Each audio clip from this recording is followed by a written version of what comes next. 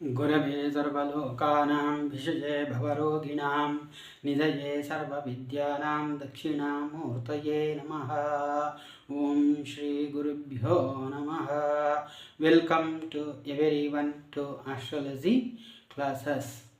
ಇವತ್ತು ನಾವು ಕಟಕ ರಾಶಿ ಕಟಕ ಲಗ್ನದವರ ಭವಿಷ್ಯವನ್ನು, ಆಗಸ್ಟ್ ತಿಂಗಳ ಭವಿಷ್ಯವನ್ನು ನೋಡೋಣ.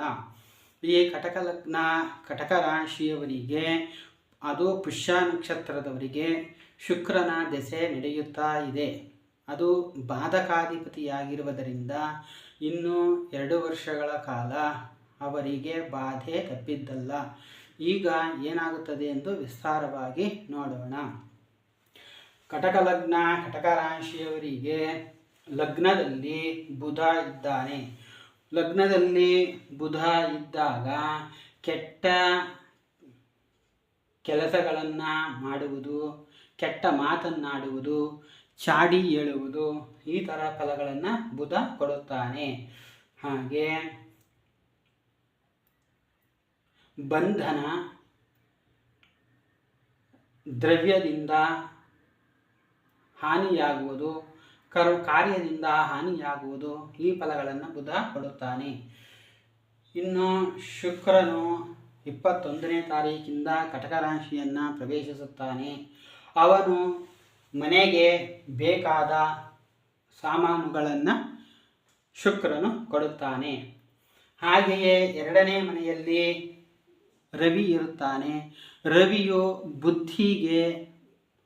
ಬುದ್ಧಿ ಭ್ರಮಣೆಯಾಗುವಂತಹ ಫಲವನ್ನು ಕೊಡುತ್ತಾನೆ. ಏಕೆಂತಂದರೆ ಅವನು ಯುತಿಯಾಗಿರೋದು ಕೇತು ಯುತಿನಲ್ಲಿ ಇದ್ದಾನೆ. ಇಲ್ಲಿ ಕೇತು ಯುತಿನಲ್ಲಿ ಇದ್ದಾಗ ಸ್ವಲ್ಪ ಬುದ್ಧಿಗೆ ಭ್ರಮಣೆಯಾಗುವ ಸಾಧ್ಯತೆ ಹೆಚ್ಚಾಗಿರುತ್ತದೆ. ಸುಖ ಇರುವುದಿಲ್ಲ.